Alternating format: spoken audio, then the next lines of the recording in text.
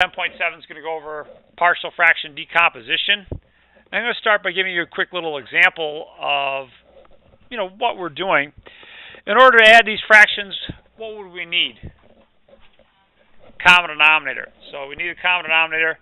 In this case, the common denominator, the LCD, is going to be the product of these two things, x minus 2 times x plus 3. So that means from here I'd be missing the x plus 3 term. So I'll introduce it this way. And from here I'd be missing the x minus 2 term. I'll introduce it that way. Now what we can do is multiply these things and start combining. So in the numerator I would get 4x plus 12 plus 5x minus 10. And overall, let's take a look here. We'd end up with 9x plus 2 over x minus 2 times x plus 3. You could, of course, FOIL that out if you wanted to.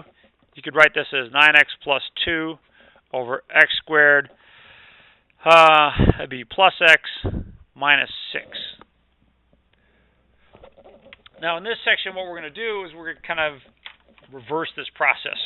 We're going to start out with something like this and figure out, well, what did it look like before I added these two things together? We're going to decompose that into so-called partial fractions. So that's where we're headed in this section. There's going to be several different cases that we're going to discuss, but overall, we are going to end up with a little system of equations to solve, which is why this is in Chapter 10 here. We're going to work with systems of equations. The first case we're going to work with is called the distinct linear factor case. Not really terms that you need to know, but you should understand the form of this and how to form your partial fraction decomposition. We'll start with problem number 14, for example. 2x over x minus 1 times x plus 1. This is called the distinct linear factor case because the two terms in the denominators are both linear and they're distinct from one another. It's not a repeated linear factor, so I don't have like x minus 1 squared or something like that. Now I don't know exactly how this is going to decompose, but I know it's going to look like this. It's going to be some number, we'll call it a, over x minus 1. Another one, b, over x plus 1. So it's going to decompose into those two fractions. Our goal is to determine what a and b are. So here's what we're going to do. We're going to multiply both sides of this equation by the lowest common denominator to try and get rid of the fractions and just work with stuff that doesn't have a fraction in it. So 2x over x minus 1, x plus 1, a over x minus 1 plus b over x plus 1. Like I said, each of these is going to get multiplied by the LCD. What's the lowest common denominator for this problem? Thank you. X minus 1, x plus 1. So that LCD has to multiply each of our terms here. X minus 1, x plus 1, x minus 1, x plus 1, and one last time over here. If it helps, you can think of it as being over 1. You don't have to multiply by something over itself like I did in my initial example, because I'm not trying to just get a common denominator. I'm trying to cancel out the denominators. So that's a lot more fun, canceling out the denominators. So let's have some fun here. Let's get rid of x minus 1, x minus 1, and x plus 1, and x plus 1. Those disappear. So on the left-hand side, I'm just left with 2x. On the right-hand side, well, I'm going to get some nice cancellation there as well. The x minus 1 term is going to cancel. That leaves me with a times x plus 1.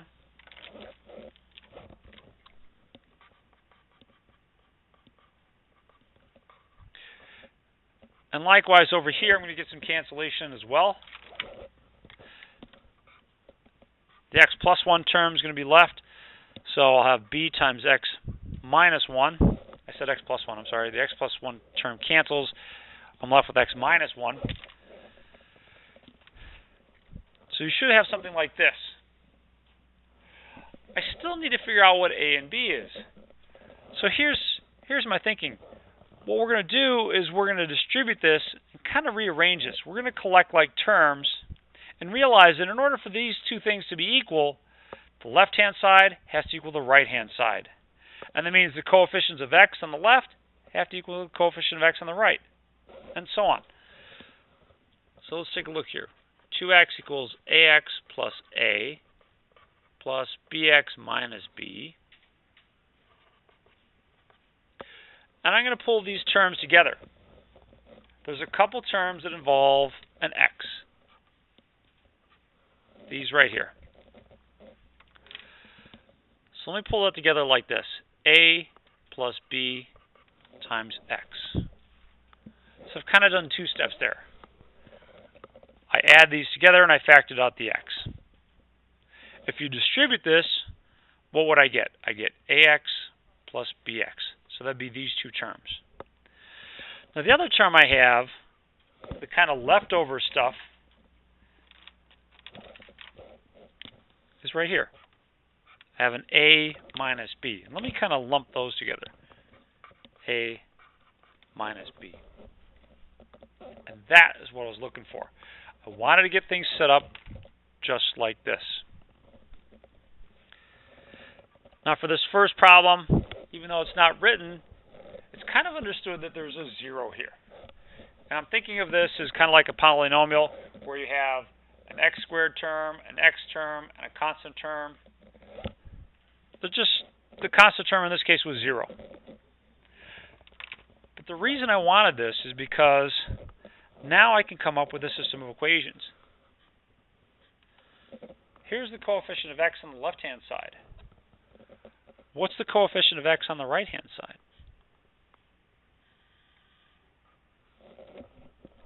2 has to equal a plus b. Because the coefficient of x on the right-hand side is a plus b. The coefficient of x on the left-hand side is 2. So that gives you an equation that we're going to use to help solve for a and b. So 2 equals a plus b. That's one equation.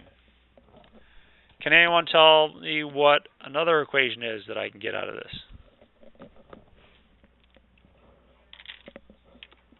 0 equals a minus b. Sure. 0 equals a minus b. Nice. And that's what you're looking for. You're looking for a system of equations that you can solve. And now we've got a lot of ways we can solve our system of equations at this point. Doesn't matter what you do. You could use Cramer's rule, you could use an inverse matrix, you could use substitution, you could use graphing, you could use addition, you could use Gauss-Jordan elimination. You've got a lot of choices at this point. I think I'd keep it simple. What's the easiest way to solve the system of equations?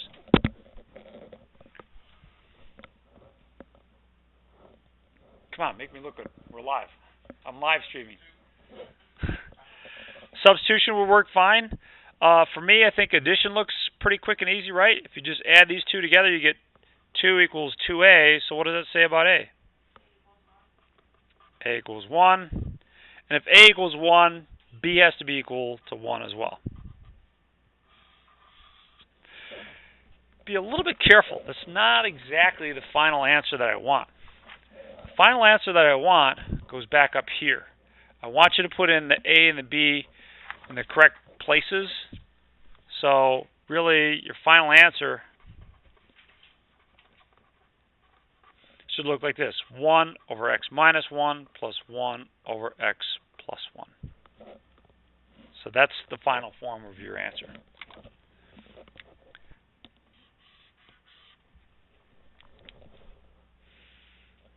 How are we looking at that first one?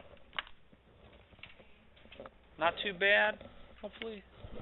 We'll do a couple more like this, and then I'll show you a little trick that you can use in simplifying these or trying to solve your system of equations. But for now, we're going to practice a few times this setting up a system of equations. That, in my mind, is a good part of why this section is in this chapter. Let's continue with problem number 16.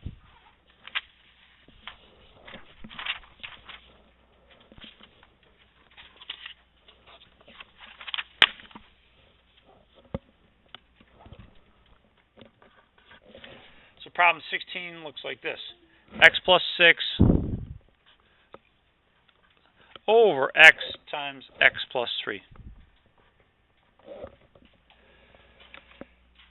Now, if you're going to turn this into a partial fraction decomposition, then there's going to be two fractions. A over what? X, and B over x plus 3. You're starting to get the form of that. I mean, if I had another term here, if there was an x minus 2, then I'd put c over x minus 2, that kind of thing. So you're going to have one of these fractions for each of these terms in the denominator. Now let's think about the LCD for this one. So the LCD is going to be what? X times x plus 3. Pretty much it's going to be this denominator, always. Now I'm going to try and make this one a little bit faster than the last one, if that's okay with you. And I'm going to do that this way. Next to this, I'm just going to write LCD, LCD, LCD. And in our minds, we're going to have to think about and do the cancellation. So for instance, on the left-hand side, if I multiply this by the LCD, what's going to cancel from the denominator? Everything. Just going to be left with x plus 6. Now, how about a little variety in people who are doing the answering here? If I multiply this by a over x, what's going to cancel? Just the x, right? So there's your LCD. The x is going to cancel. So it's going to be a times what? X plus 3 plus b times x, right? Because the x plus 3 and the x plus 3 are going to cancel, leaving you with just the x. You good? All right. Let's play around with this and see if we can't set up our system of equations. So that's going to mean distributing the ax plus 3a plus bx. As before, I want to gather up all the like terms. So I'm going to rewrite this, write it as x plus 6 equals a plus b times x plus 3a.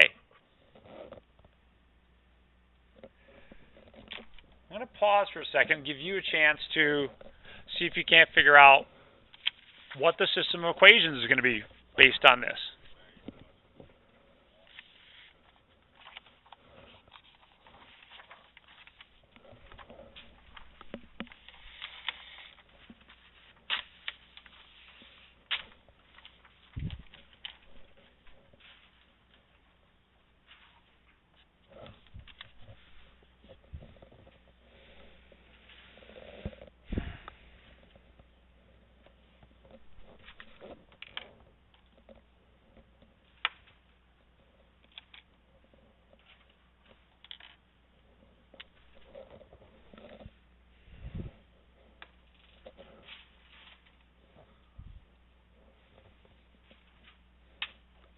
Nick, what number is understood to be in front of the x?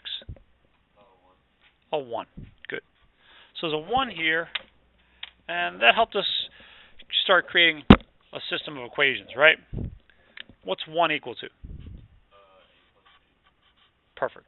So our first set of equations, or first of our equations, is 1 equals a plus b.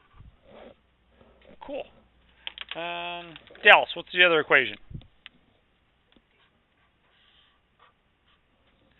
6 equals 3a. Well, that's not too bad. We can solve this right away. 2 equals a. If a is 2, then I get 1 equals 2 plus b. What does b equal? -1. Now, I know that, well, we solved the system equations. You want to thump your chest and go, yeah, man, I'm bad. But we're not quite done. Please, you have to go back and put it in the right order, because I'm pretty unhappy if I have to go figuring out, well, what does A mean? What does B mean? Because I could have easily written this in a different order. So please take that extra step, put it back in here. Your final answer should be 2 over x plus -1 over x plus 3, or you could also put 2 over x minus 1 over x plus 3. Not a huge preference as to one versus the other. Although pressed, I'd probably prefer the second one, but both of them are fine. How are we looking on 16? Not bad? All right, thank you.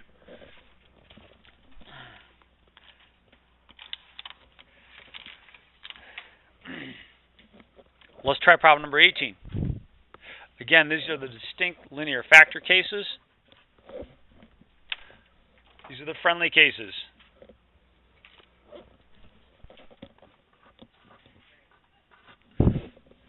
Don't worry, you will get a friendly case on the exam. You might get another case as well, but you'll at least get the friendly case. So, x minus 12 over x squared minus 4x. Okay. Got a little bit of work to do with this one, though. Can anyone see what that work would be? Yeah, you gotta factor the denominator. Alright. Hopefully you don't factor that as the difference of squares, right? The way to factor that is by factoring out the GCF, which is your x. So x times x minus 4. Ivana. I'm sorry. Let's see. Anaya. A over x. Perfect. A over x plus b over x minus 4. Great. Now let's multiply everything through by the LCD. So I'll multiply this by the LCD, this by the LCD, and this by the LCD. The LCD, of course, is the denominator right here. LCD is x times x minus 4. The purpose of this step is to do the cancellation. So make sure you get that cancellation. I'll give you a second to get that cancellation.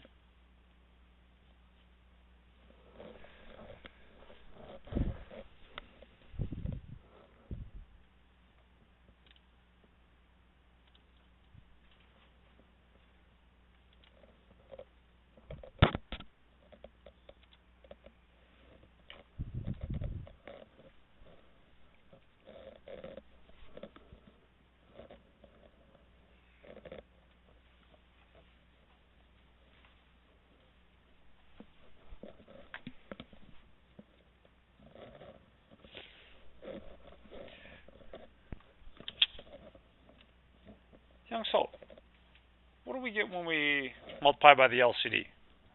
What's going to be left?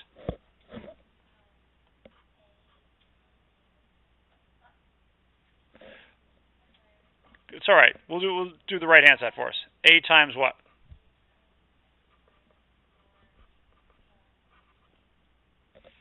Good. Now there's a different way we can solve for A and B. Now, it's important to know how to set up your system of equations, because sometimes you kind of have to do it that way, or at least partially that way. But there's another method which I've heard called the cover-up method, which is actually kind of clever. This equation is true for all values of x. So,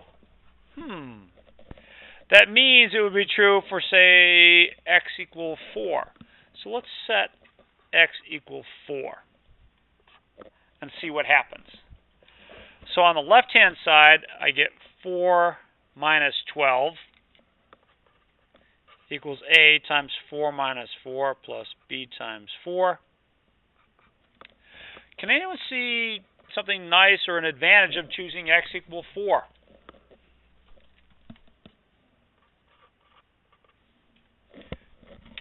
Say again?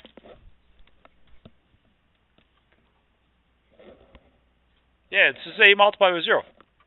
Basically, that cancels out altogether. Wow, that's pretty cool because that gives me 4b equals 8. So what does b equal? -2. Wow, that's nice.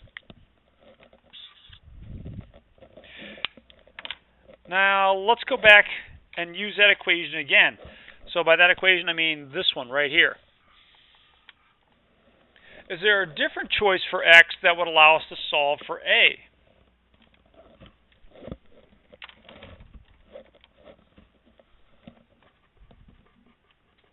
Well, let's think.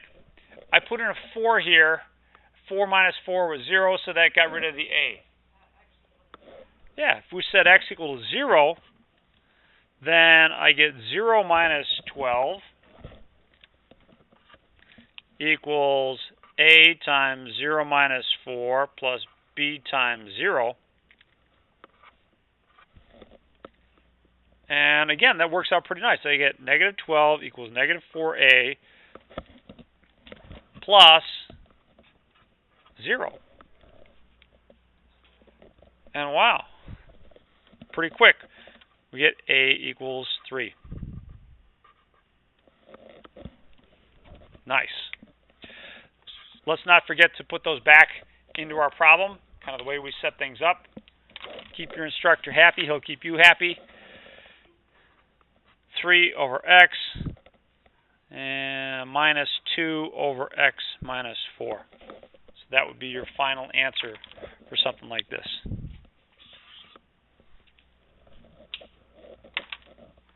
All right, not too bad. So it's a different way to solve for a and b when you're done.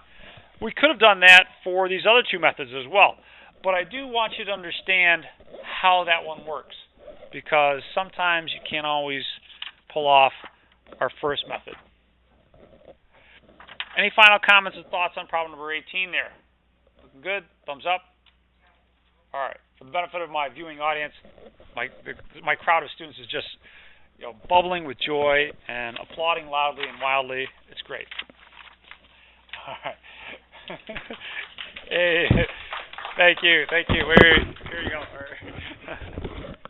All right. All right. So to kind of keep you from getting bored or anything like that, which would never happen in math class, let's work on a different case. And it's called the repeated linear factors case. So this is kind of like B, repeated linear factors case.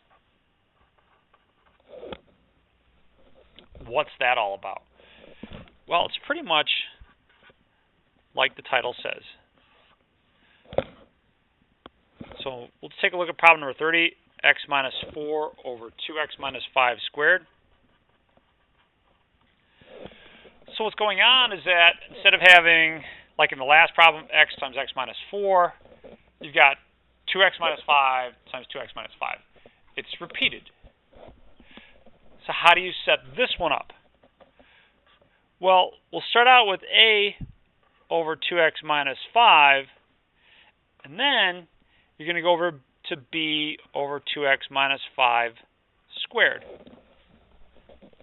If this was cubed, I would extend it to have yet one more after that. I'd have 2x minus 5 cubed.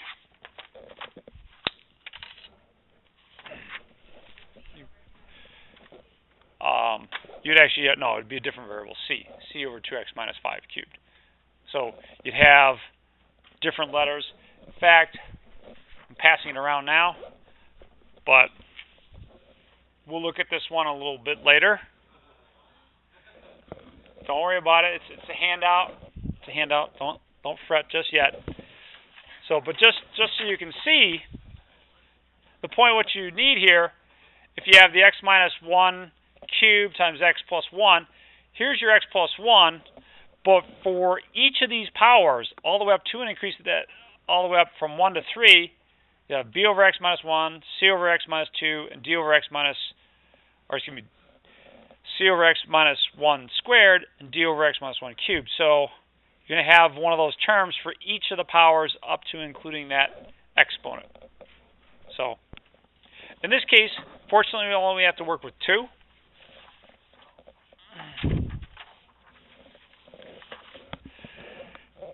Now, in this case, our little cover-up method is not going to work so good, but at least the LCD is a little bit easier here. So anyone see what the LCD would be on this one? Yeah, 2x minus 5 squared. So, okay. We're going to multiply everything through by that LCD.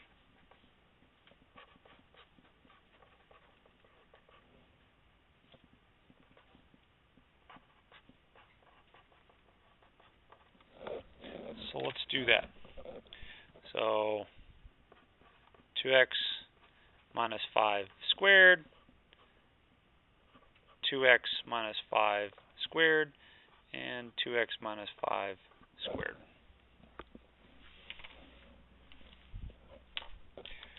Well, at least on the left-hand side, we get some nice cancellation here. That disappears completely, leaving us with x minus 4.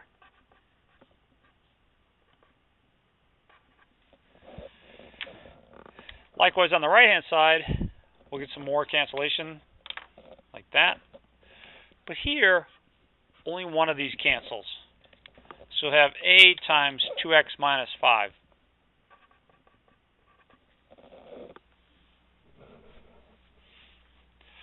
Now, you can do the cover-up method here, but it's a lot more work. First of all, you have to be clever enough to choose x equals 5 halves, which isn't too bad. But then you'd have to really work to use this cover-up method to figure out what b equals. So it's not quite as fun as it was in the last one. So let's work with matching coefficients, like we did with the first two problems.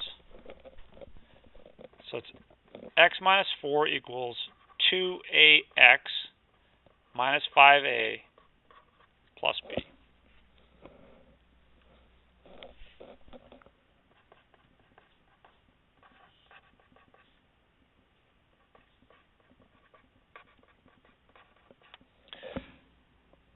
Now I'm going to kind of write it off like this, because this is really my constant term.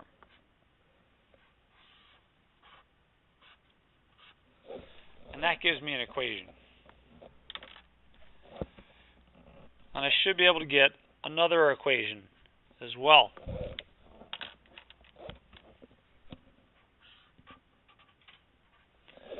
What's the other equation that I get out of this?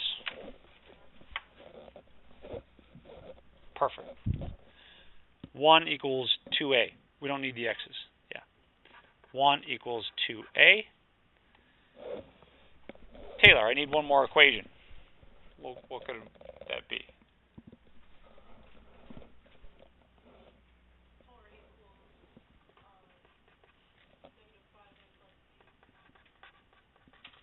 Perfect.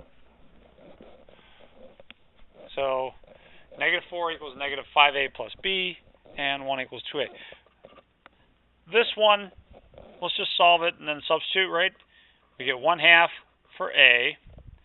I'm going to substitute that in here, and I have to solve for b.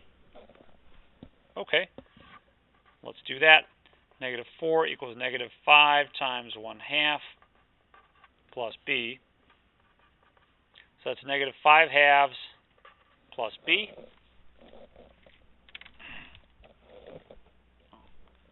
I'm tempted to say, oh, there's my ride.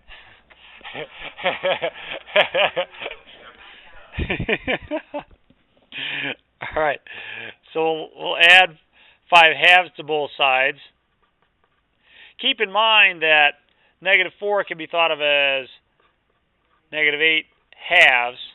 So 5 halves and -8 halves, -3 halves equals B. Yep, let's put it back in our equation. We've got this and this are solutions for A and B. Now I'm perfectly happy for you to write 1/2 over 2x minus 5 minus 3 halves over 2x minus 5 squared. Nothing wrong with that at all. Sometimes books or internet websites, assignments will actually bring that fraction down into the denominator like this. So 2 times 2x minus 5 minus 3 over 2 times 2x minus 5 squared. Be careful. Although you can distribute the 2 here, you can't distribute the 2 in the second denominator. Why not? Yeah, because it's squared. You'd have to square it out first before you distribute the 2. So you can't write, say, 4x minus 10 squared or anything like that. So either of these two would be fine for a final answer. How are we looking with that one in our repeated linear factors case? Not too bad. All right. What's that? Sure. Now, if you really like that little cover-up method trick that we did with the last one, you could actually do that here. So let me go back to this right here. If you wanted to use the cover-up method, you could start by setting x equal to, what would it be? It'd be 5 halves, right? That would make this 0 on the right-hand side, and then you get -3 halves on the left-hand side, so you'd be able to solve for B pretty quickly. In order to solve for A, though, you can't throw in a value of x that's going to cancel out B. But what you could do, if you're like dedicated to using the cover-up method, would be go back and rewrite this. Now that you know what A is, you could write 1/2 times 2x minus 5 plus B. And then if you want to, you can distribute this and clean it up a little bit. But let's just set x equal to some other value, something that might be convenient. I don't know, say 0 if you want. Or 4. 4 would be convenient as well. But if I set x equals 0, I get 0 minus 4 equals 1/2 times 2 times 0 minus 5 plus B. And probably I could have chosen something a little bit easier, but that's going to be 1/2 of -5 plus B. So it's -5 halves plus B. And again, add 5 halves to both sides and end up with -3 halves for B. So you can make it work. It's just not quite as pretty as it was with problem number 18.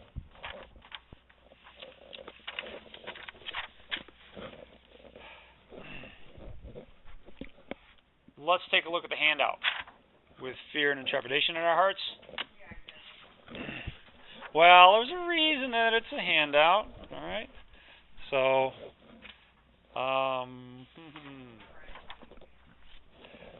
well, I will talk about what to memorize and what you could expect from me on an exam. And certainly what you could expect is something at least easier than this. Yeah, I'm not going to ask. First of all, I mean, one thing to point out is I've solved this 2 different ways here. All right, so just FYI on that one. One of the things that I'd like you to be able to do, though, is set this up. What would be the partial fraction decomposition? So something like this. That would be a fair question to ask. And are you comfortable with what we've written here? Brian? Is she speaking for you too? All right, that's good. Thank you. Now, part of the reason that I want you to write down your answers at the end is because people could set this up in a lot of different ways. They could set it up as, let's see, a over x minus 1 plus b over x minus 1 squared plus c over x minus 1 cubed plus d over x plus 1. That'd be fine. You're going to get the same answers, just your values of a, b, c, and d are going to be different than somebody else's values of a, b, and c, and d because of the way you set this up.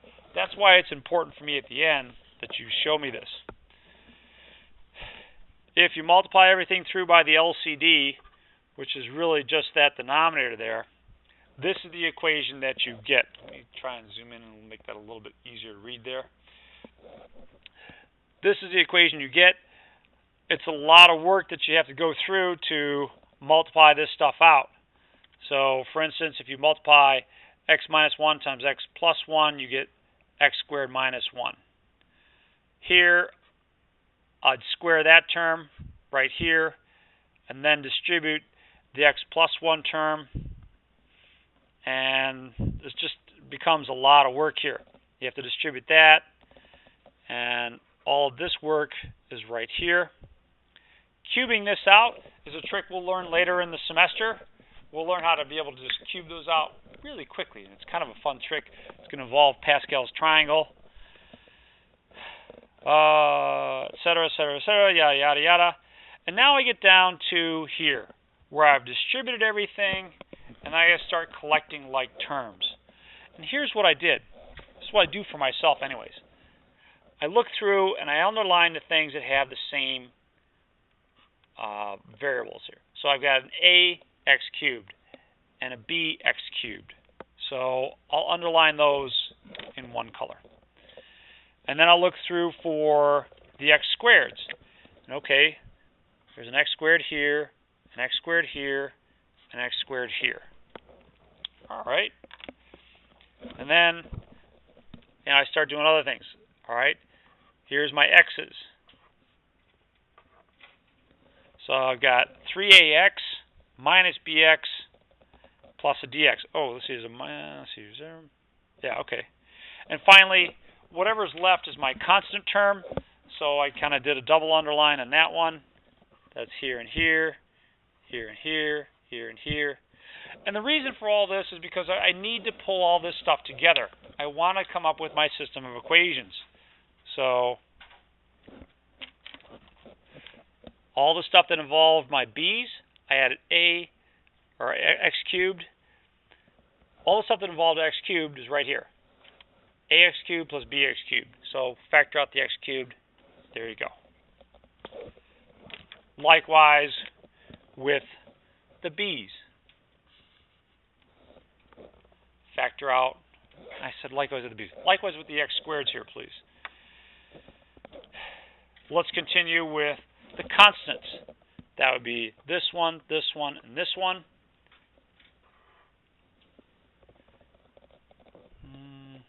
There we go. So 3a minus b and plus d. And last but not least, the stuff that's left over is just your constant term. That's here, here, here, like that. So it's a fair amount of work here. It's nothing that's too terrible. It's just drudgery. But you should get something like this. And from here, I'm hoping and expecting that you can set up a system of equations. There's one thing that we can do to help us set up the system of equations. Can anyone see what it is?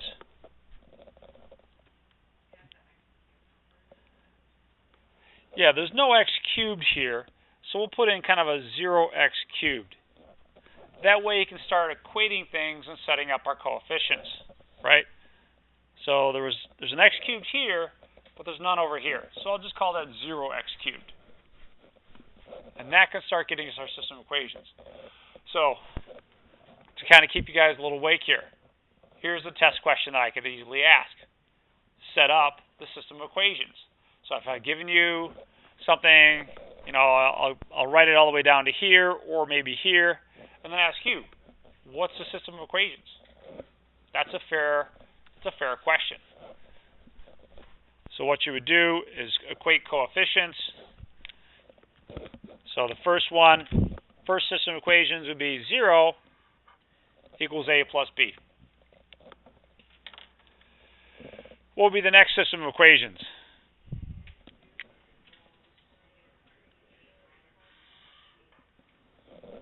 Beautiful. -2, that is a negative despite what it might look like. -2 equals all this.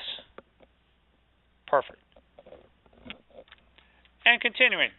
So, next one, the coefficient of 5 here.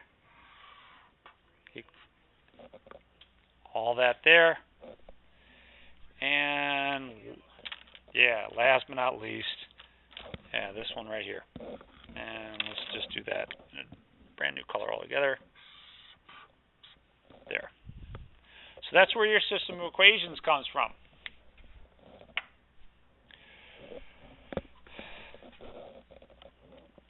If you were stuck with this on a test, how would you solve it? If I just said, hey, solve it. Are you going to spend time saying, okay, well, A equals -B, and then substitute that in here, and substitute, or doing Gaussian elimination? It doesn't matter to me how you solve it. How would you solve it at this point?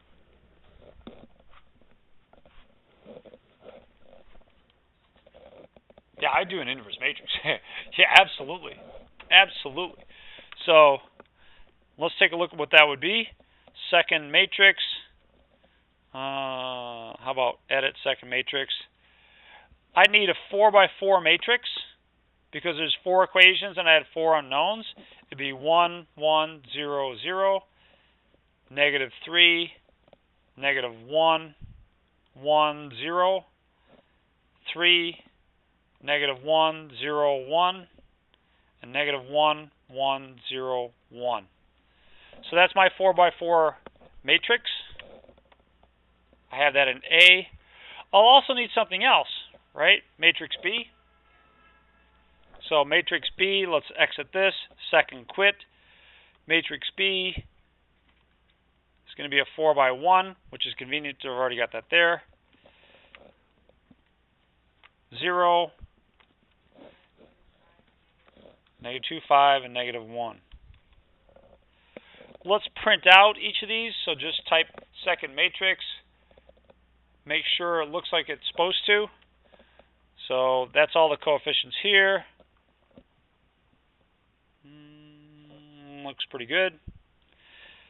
And then likewise with matrix B, let's put that one out.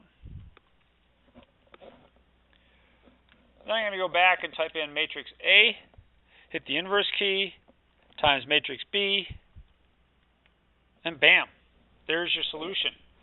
Now don't be worried by the fact that there's a value of 0 there. That's okay.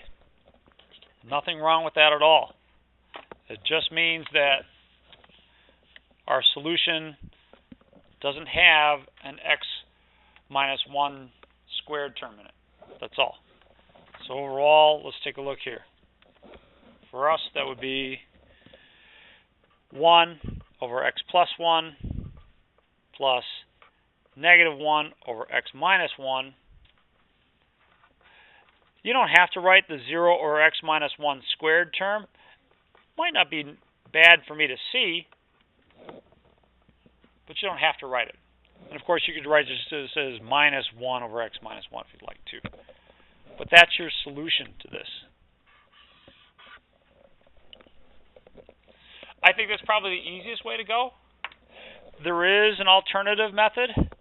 Before I talk about solving this in the alternative way, are we okay with the way we solved for A, B, C, and D here?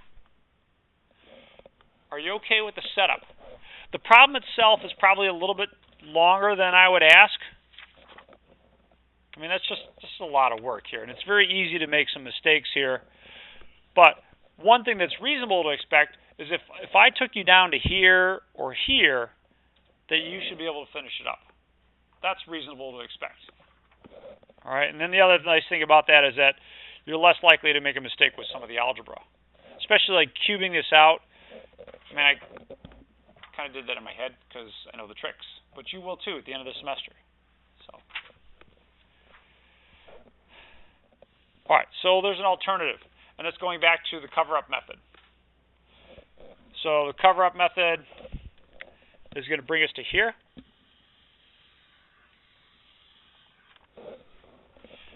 And the cover-up method just says, all right, well, let's choose some clever values for A and for B so that we can solve. So, for instance, the first one that comes to mind is that, gee, if I let x equal to 1, then what's going to happen? Guess what? You're going to lose a lot of terms. This term is going to be 0. This term is going to be 0. This term is going to be 0. The only one that's not 0 is going to be this one. And you end up with 2D equals 2, so D equals 1. Yay. You're like, hey, that was way easier. All right. Then you can choose another clever value. If you say, all right, well, let's let x equal -1, then everything else is going to cancel except this first term. And that first term leads you to A equals 1.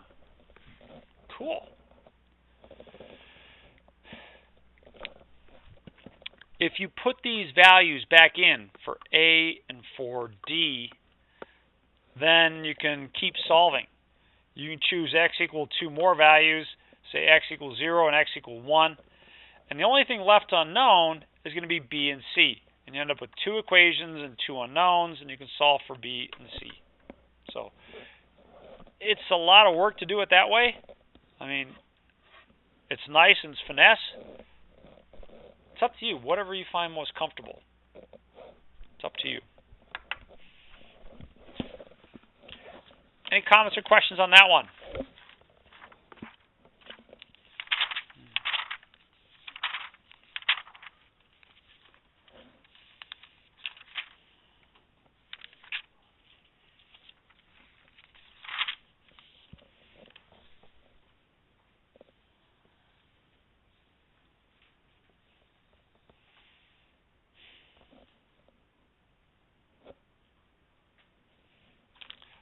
Let's take a look at, I hate to do this, but it's going to be one of your homework problems. Is that okay?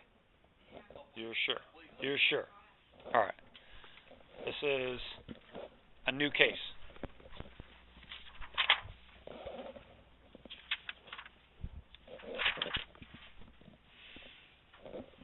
This is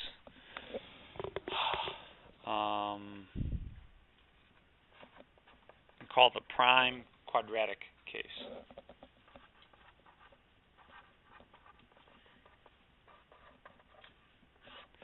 This is going to be number 27. Yeah, call it case C.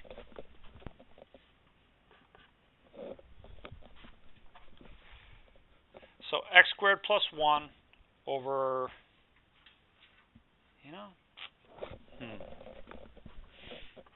x squared plus 1 over x cubed plus x. Is that right? No, x cubed plus x squared. You know what? I'm sorry. I thought that was going to be I thought that was a 1 here. I thought this was going to be the prime quadratic case. Let's just take a look at the setup here. X squared plus 1 over, well, how's the denominator going to factor?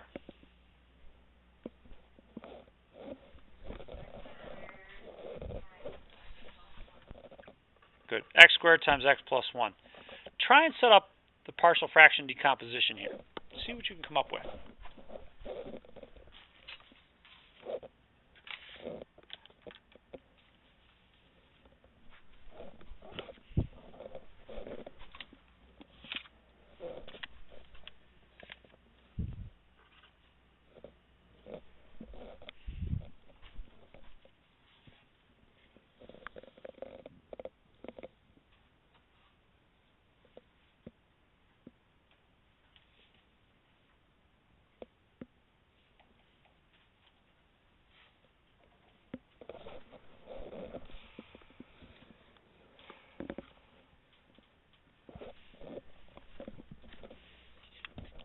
You should have 3 fractions, right?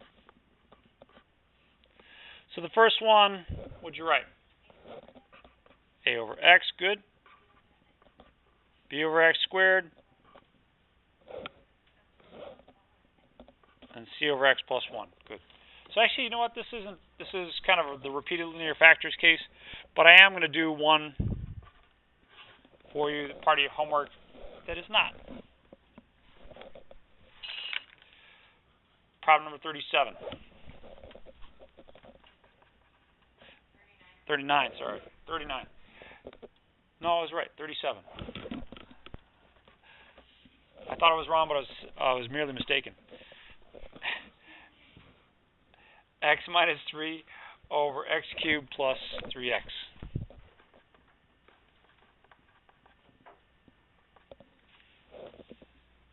Okay. Well, we start out by factoring this, and you can factor out the x from the denominator, x over x squared plus 3. And, wow, x squared plus 3 doesn't factor anymore, does it? It's a prime linear factor, or it's a prime quadratic factor. So, this is going to look a little bit different. It's going to be it's going to be a over x, and in this denominator, I'm going to have a squared term, x squared plus 3. Now, kind of how I always organize this in my mind is that when I have these linear factors, I kind of keep track of their degrees. What degree is the polynomial in the denominator? 1. And the degree of the term in the numerator is 0. So the degree of the term in the numerator is always 1 less than the degree of the term in the denominator. And to do that for this quadratic case, that means I'm going to have something of the first degree here. And that something's going to look like this, bx plus c. That's your general linear expression.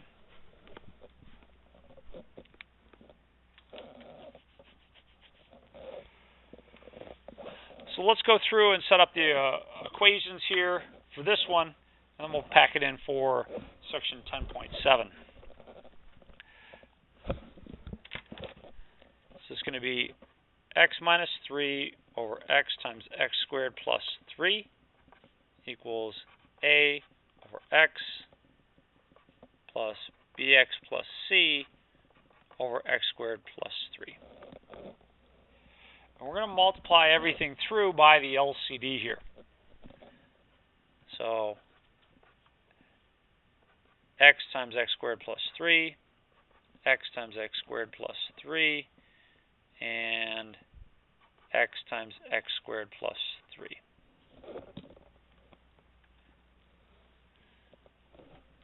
We should get a lot of nice cancellation. All the denominators should cancel each other out. Let's see that happens. Certainly happens on the left-hand side, where we're left with x minus 3. I get some nice cancellation on the right-hand side. The x's cancel. So I'm left with a times x squared plus 3.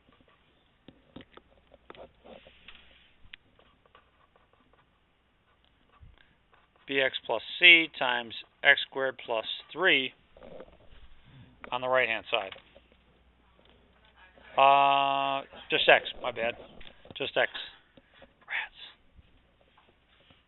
I hate that. All right, times x. Let's distribute here. It's going to be x minus 3 equals ax squared plus 3a plus bx squared plus cx.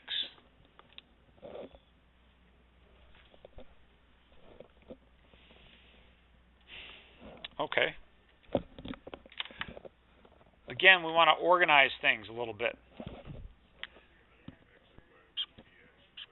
Ax squared and bx squared, they go together.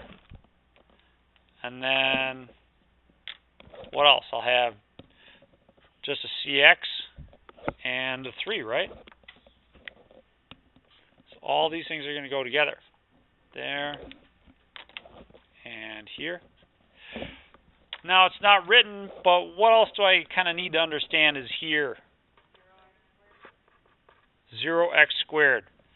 So that I can say, all right, well, the x squareds line up just like everything else does. So let's rewrite this one last time. It's going to be 0x squared plus 1x minus 3 equals a plus b times x squared plus cx plus 3a. Try and set up that system of equations.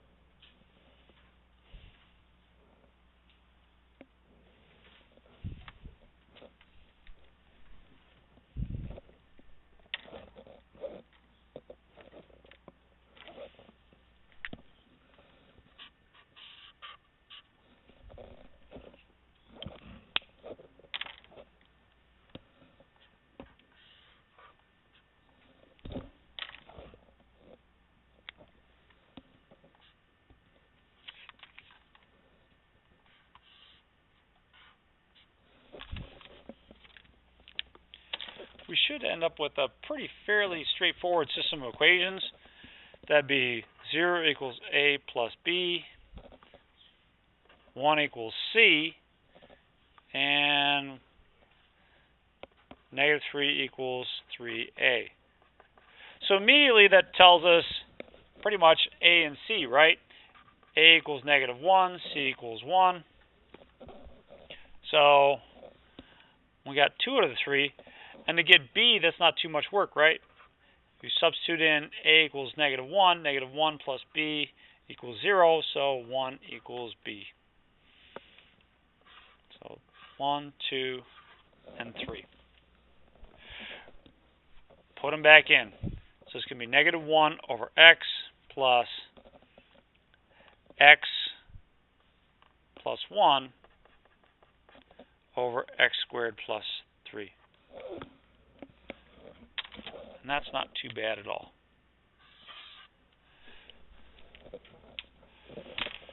For homework, try 3, 5, 13 through 33, and what the heck, 37, right?